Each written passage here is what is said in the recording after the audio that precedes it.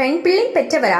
கன்னியாதானம் செய்து கொடுப்பதால் 21 தலைமுறையை கரையேற்றும் பாக்கியம் பெற்றவர் நீங்கள். தானத்தை பற்றி பல்வேறு வழிகளில் பல்வேறு தரப்பினர் பல தகவல்களை கொடுத்திருக்கின்றனர். அந்த வகையில் வயிற்று பசியை போக்குகிற அன்னதானமே சிறந்தது என்று சொல்வார்கள். நிதானமே சிறந்தது என்பவர்களும் உண்டு.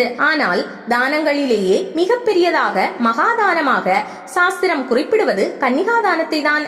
திருமணம் செய்து வைக்கும் போது தந்தையானவர் தான் பெற்ற பெண்ணை மற்றொரு குடும்பத்தில் பிறந்த ஆண்மகனுக்கு தானமாக அளித்து அவனிடம் ஒப்படைக்கும் இந்த நிகழ்வையே கன்னியாதானம் அல்லது கன்னிகாதானம் என்கிறார்கள்.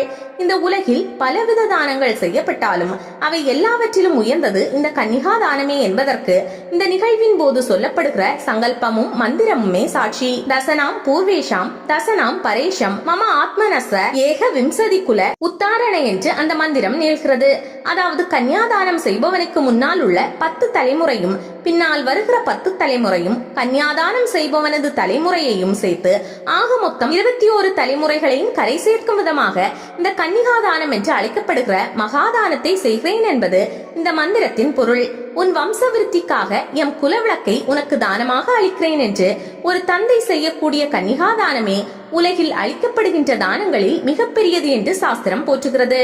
ஆண் பிள்ளையை பெற்றால் அந்த பிள்ளை செய்கிற கர்மாவின் மூலம் அந்த ஒரு தலைமுறை மட்டுமே கரையேறும்.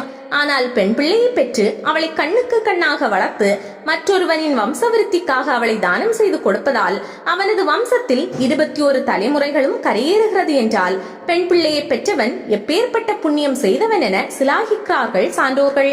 ஆக பெண் பிள்ளையை பெற்றவன் 21 தலைமுறையை கரையேற்றும் வாய்ப்பை பெற்றவன் என சாஸ்திரம் உணர்த்துகிறது.